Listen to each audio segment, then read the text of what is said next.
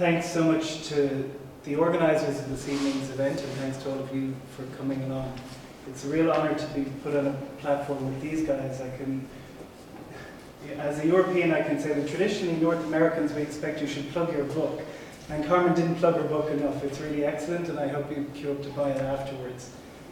And the Ecumenical Accompaniment Programme, I've known it and watched it and seen it up close for many, many years. And if any of you haven't been to the region and you're looking for an opportunity, I think there's probably no finer way to do it than the AA program. So, as Eduardo said earlier on, I travelled as a journalist in February to the Gaza Strip and to the West Bank and a little bit in Israel as well, to do research on a book on the theme of hope and a radio documentary as well. And I'll talk a little bit about that in a while. But actually, it's my anniversary today, the 22nd of March, 12 years ago. My mother's birthday also was the day I first arrived in Gaza. So it's nice to be here to speak about Gaza and to commemorate that anniversary. And I guess the question that's running through my mind is has Gaza changed? And in some ways it's changed for the worse, and in some ways it's changed for the better. And I'll talk a little bit about that as well. I just wanted to put this image up on the wall. It's not in Palestine, it's in Derry in Northern Ireland. It's a famous mural that as you enter the city of Derry, it says you are now entering free Derry. And of course, when the mural was put up there, Derry was anything but free. And when the mural was done in solidarity during one of the Gaza wars, Gaza was anything but free. But I think it's a nice sentiment. Edward Said, the Palestinian intellectual academic, took a visit in 1991. It was his first time to visit Palestine since he was a child. And he came back and he wrote a piece about it in Harper's magazine called Palestine Then and Now. And I strongly encourage you to have a read of it. And as part of it, he labelled one of the subheadings or the subchapters in the essay, Descending into Gaza. And he talks about, in a series of interviews he did later, about what Gaza is like. He said Gaza is a very violent place. It's a terribly sad place because of the desperation and the misery. Gaza is a great crime against humanity. He said it's the most terrifying place he has ever been in, and the people there are reduced, because of the Israeli occupation, to animal conditions, or animal-like conditions. Now, I'm not brave enough, bold enough, or smart enough to disagree with Edward Said, but I do think that there's something else to the picture as well, a part of Gaza that we don't necessarily see or hear about all the time. And so in order to complete that picture this evening, I want to talk about three things. First of all, I want to try and situate Gaza geographically and historically and give you a sense of what the place is. Secondly, to share some stories of people's lives, some people I've known for a long time and some people I only met on this last trip. And then finally, to reflect on the possibility of hope and what does that mean in this context. So I think it's helpful to have a look at a map of Gaza. You know, if you were to drive from here to Leduc and you did that same drive in Gaza, you'd be gone. That's it, you're outside the Gaza Strip. Gaza is tiny, 360 square kilometers of land. And despite that, it seems to be very rarely far from our news screens or from our consciousness. And the geography of where Gaza happens to be situated has done a lot to determine its history. And that history is as one of the most occupied and conquered places, I think, on the face of the earth. Gaza sits to the north of the Sinai Desert, and it was the major crossroads for soldiers coming down from the north, from Syria or from Lebanon. And if you wanted to invade the Sinai or Egypt, then you had to stop off in Gaza because it was the last place you could get water for your soldiers. And likewise, if you were coming north, it was the first place, having come through the Sinai, that you could get water for your soldiers. So it was a hugely important strategic place to hold. And the sea in Gaza is an amazing thing. You know, you can go down the south of Gaza, there's a place called Al Mawasi where the beach is almost completely unspoiled. You don't even see anyone there, hardly on a Friday. And you look out across the horizon, and the horizon looks like it's been set by a spirit level. It's so perfectly still. and you can see the sun, as the sun sets, just watching it go down, down, down, and really, for me, it's like heaven. Mahmoud Darwish, the Palestinian poet, described it. He said, unfortunately, it was paradise. So Gaza, this crossroads of empires, it's been conquered by anyone you can think of, and lots of people you probably can't think of and I can't think of. It was the home of the Philistines, where the whole drama of Samson and Delilah played out. It was conquered by Alexander the Great. There's a story told about Alexander the Great, who was coming down towards Gaza from Lebanon, from the city of Tyre, which is now in Lebanon. And the inhabitants of Tyre put up resistance to Alexander. So those who were left after the battle, he took all of them, and they marched along with his soldiers. And every, a couple of 100 meters, he would crucify one of them on the sea on the way down, as a warning to all the other towns. And each town that he came to after that, Ashkelon, Ashdod, they all immediately capitulated. And then Alexander got to Gaza, and there they put up the toughest fight at all. They didn't care about anything that they'd seen. And eventually he beat them, and he killed almost everyone in the town. But the Gazans like to think that they had the last laugh, because it was there that Alexander caught the syphilis that later killed him. So the joke, I guess, is on him. Gaza was controlled by Herod. It was gifted at one point to Cleopatra. It was a stop-off for the Holy Family when they were fleeing from Herod's decree. It's the site of one of the oldest churches in the region, built in the 4th century. It's the place where Prophet Muhammad's grandfather died. And that's not even to mention the Ottomans, the Crusaders, the Mongols, the British, Napoleon. They were all in Gaza. They all controlled Gaza at some point or another. And I think that very fact means that people in Gaza historically are used to resistance. They're used to occupation. And they know that as one occupation comes, it will fall, and eventually things will change. Gaza is also, because of its importance militarily, it was also a market town, a massive market town, and a trading point. Again, that sense of the crossroads between different points in the Middle East. And I think for anyone who gets the opportunity to visit Gaza for their first time, they're kind of shocked, because you hear about war and death and destruction, and you think that everything is going to be quiet and people are going to be huddling at home in their houses. And actually, the exact opposite is true. Gaza is endlessly full of energy and industry, and people are moving. There's 2 million people packed into this tiny little area, and they're non-stop. It's like there's traffic jams. No one, of course, pays any attention to jaywalking. There's no such thing in Gaza. Everyone just walks onto the road, the cars just go. It's like this endless set dance where people are moving in and out. 2 million people just bumping off each other, trying to get their daily business done. And it's still a really vibrant marketplace. When I was there, January, February is strawberry season. So you walk into the markets and they're just piled high with these beautiful red, vibrantly colored strawberries. So Said said in that quote that I read a few minutes ago that the people of Gaza were like animals. And I think Israel would like to reduce them to sleeping lions, just to be left there, hopefully to go away. But actually, to me, Gaza is like a beehive, industrious and drawing every last drop of sweetness out of the situation that they can. So this is a deep-rooted, warm, friendly, creative people with an endless capacity to endure suffering and occupation. So I want to just tell you 3 stories of people who I met while I was visiting Gaza. The first one is of my former boss, a guy called Raji Sourani. He runs an organization called the Palestinian Center for Human Rights. He's the president of the Cairo-based Arab Organization for Human Rights.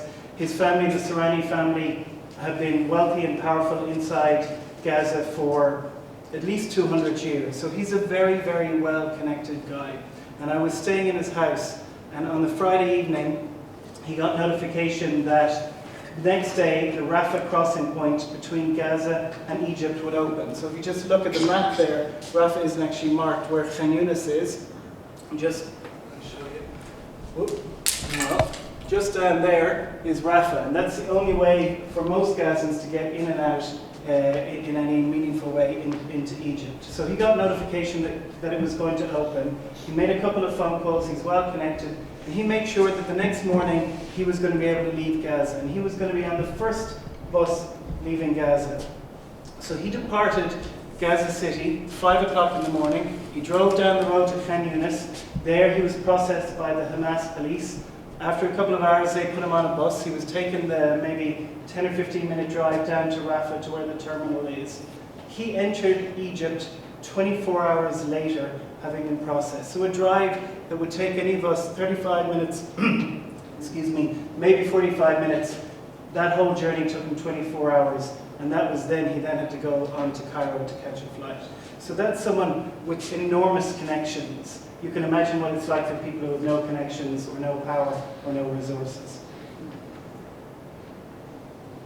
The big issue for people in Gaza is freedom of movement, because they have none. They can't really go anywhere. And when they do want to move, access from one place to another is completely controlled. In the north by Israel, and in the south by Egypt. Last year, the Israelis allowed in 2015 a record high of 100,000 people to have permits to, 100,000 permits to leave Gaza. So that's around 25,000 people, because some people get multiple permits. That's quite an enormous number, actually, by Gaza standards.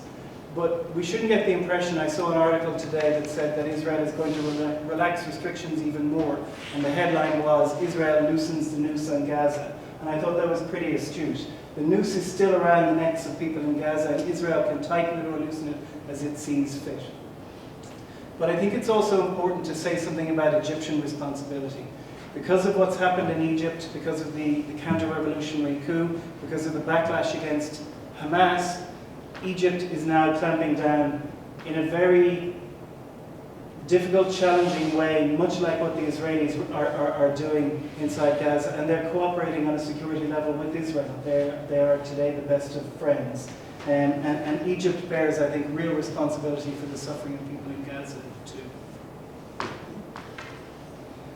The second person I wanted to speak about was a woman I've heard of before, but I only had the pleasure or the opportunity to meet her this time. She's a journalist. Her name is Asma Al-Ghul, and she's from Rafah, the town that I mentioned there a moment ago. And Asma she writes for a service, if any of you are interested in getting translated articles from the region, not just from Israel and Palestine, but from Iran, Turkey, Iraq. Al-Monitor, it's an excellent service. They do a daily newsletter. She writes for Al-Monitor, and she's pretty well known, and she's pretty well known because in Gaza, two of her uncles are very senior Hamas people, and she was, when the Arab Spring began, she was leading the charge against Hamas. She was leading the charge calling for national unity government between Fatah and Hamas, and Hamas arrested her, detained her, and tortured her and beat her up. And despite the fact that her family are so well connected to Hamas in Gaza, she refused to allow her dad to make a couple of phone calls to get her out of prison. So she's a pretty prominent character. And during the war, because she speaks and writes good English, she was a stringer for a lot of different news agencies, and she was also a fixer for people like the New York Times, bringing people around the place. You know, I might take a question afterwards. I think that might be what the... Sorry, is it Asma? Maghul. Aghul. A-G-H-O-U-L. Yeah. So she had the opportunity to take the reporter from the New York Times down to Rafah at the start of the 2014 war. And while he was doing whatever he was doing, she slipped off to go and visit her family, who live in Block O in Rafah refugee camp. And she was excited to visit them because her sister, I think, her sister had just given birth to two twin boys, brand new boys. They were, I think, a couple of days old when she got to visit them. So she got to spend some time with the whole family, see them, and despite the fact that there was a war going on, things seemed momentarily kind of happy. 2 weeks later, she got woken up in bed by endless numbers of text messages and phone calls asking what had happened, what was going on, did she have any information. So she began to try and phone people in her family to see what had happened. Israel had hit the house with, I think, 2 rockets, 8 members of the family killed instantly, including one of the twin boys. Another one of them survived, 16 days old, killed. And she rang her father and she told him the news. he was in Gaza City as well at the time. And he asked, did they knock on the roof before? Which means, did they send a warning rocket? Israel was sending these small warning rockets that would bang on the roof, and then you'd know, okay, the big rocket is coming, let's get out of here. And she said, no, they didn't knock. And he said, well, that's it, they're all gone. And pretty much they were. And when I met Asma, before I told her what I was there for, before I had discussed the idea of a book about hope and defending hope, almost the first words out of her mouth were, don't talk to me about hope and don't talk to me about peace. And I thought, okay, what do I have to say to you about hope or peace? I have no right to question you or to discuss that with you. The third story that I want to tell is about a little girl. Her name is Maha, and she lives in Gaza City in a place called Shejaiya. Those of you who paid attention during the war would have seen lots of footage and heard lots about Shejaiya. It's in the eastern part of Gaza City. It has been for many, many years, because it's close to the border with Egypt, has been for many years on the front line of the conflict. But in the last war it was particularly so. Almost all of Shejaiya was destroyed or demolished because of fighting in the last conflict. Maha, when I met her just a month ago, she's 8 years old, so I guess she was probably 6 during the war. Her house was destroyed, a number of her family members, including her mother, killed. Her brother hit badly with shrapnel, so he's shrapnel lodged in his head that can't be removed. He suffers serious mental health problems because of that. Her sister, her older sister, the bottom half of her face completely blown off, so her jaw and everything is just gone. And Maha, now 8 years old, completely paralyzed from the neck downwards, in a wheelchair. Until just about a month before I saw her, she and the family had been living in the home that was destroyed, demolished during the war. So she spent about 2 years, a year and a half to 2 years, living in that home. No toilet, no electricity, no facilities, in a wheelchair, needing to be pushed around everywhere she went, in a house, I mean, obviously they cleared the rubble, but in a house completely destroyed. So by the time I met her, she had just moved into an uncle's home, and we sat with her family, and like the others who meet people who will be imprinted on their hearts forever, Maha is a person who will be imprinted forever, just engraved inside of me. Her dad sat there, her mum's sister, her brother, and they told us a story of what had happened. And all throughout the story being told, Maha played with us like she was a little girl. She played, all she can move is her hands. She can smile, she can laugh, and she played, I don't know, hide and seek with us. She, as much as you can when you're sitting there in a wheelchair, she joked and she laughed and she just moved every part of her body that could move, and she was just this beautiful, smiling, happy girl despite everything that had happened to her. She's doing art classes, so she's painting, and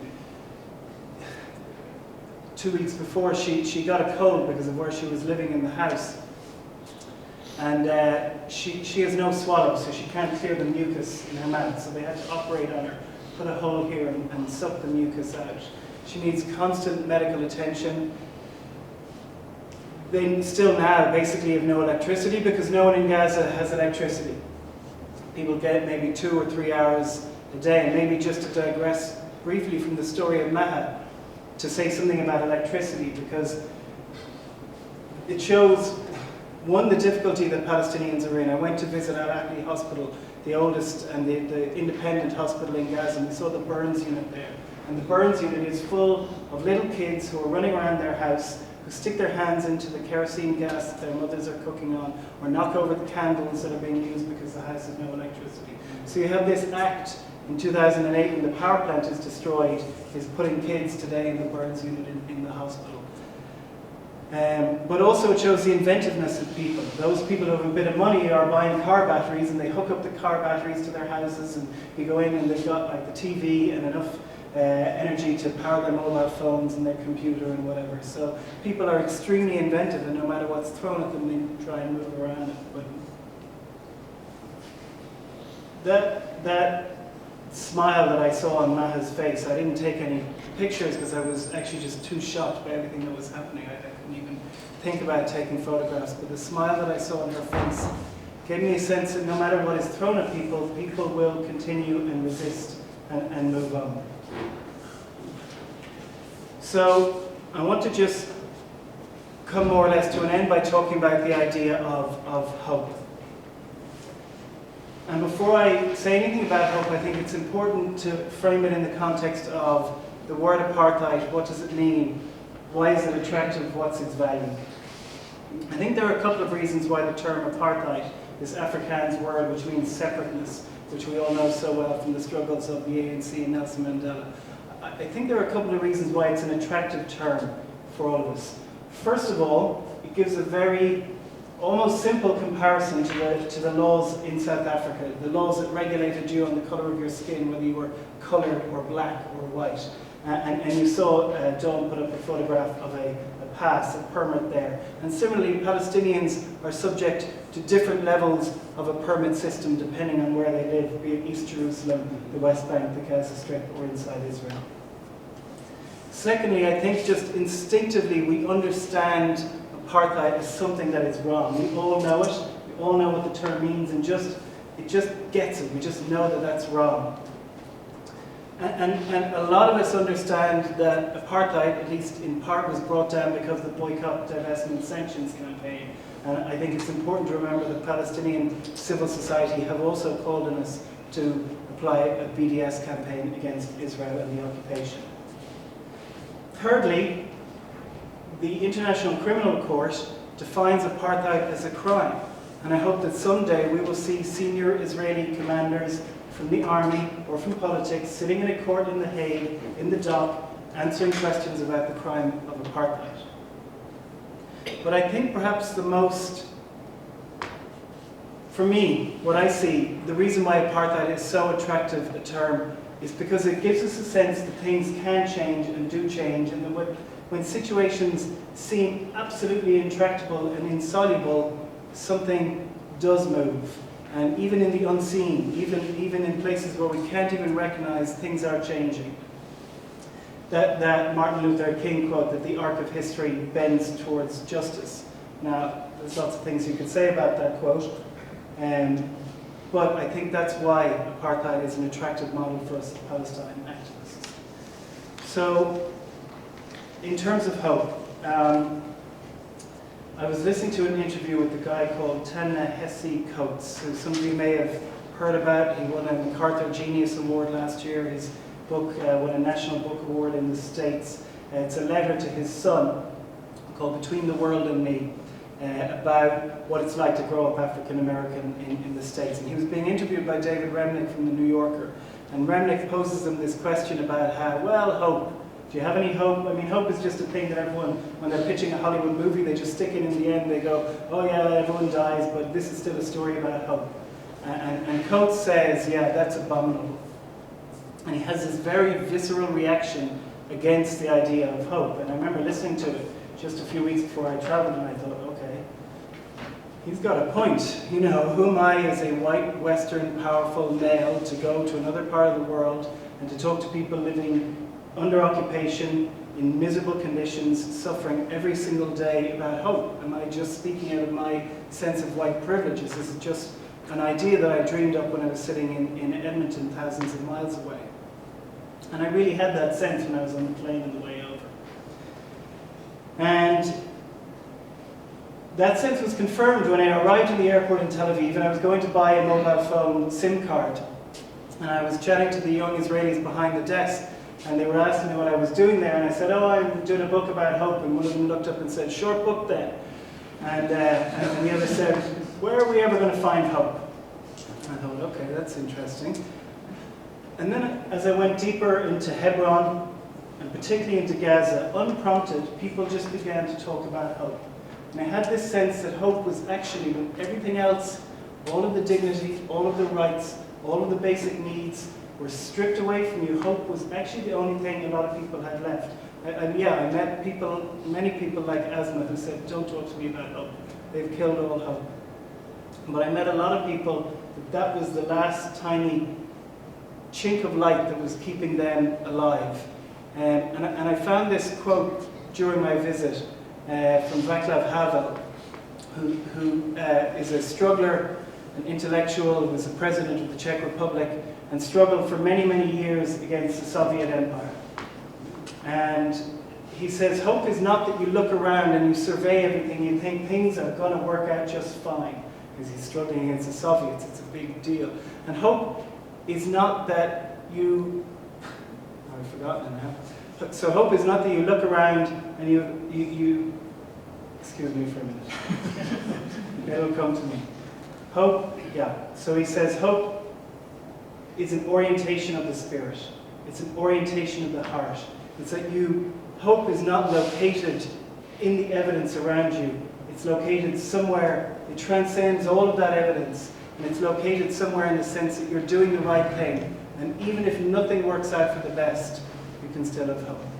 So, having been to Gaza this time only for a short week really, oppressed, destroyed, broken, downtrodden, miserable, suffering Gaza, I have a sense that the people there are endlessly doing the right thing, and they, for me, are my first source of hope.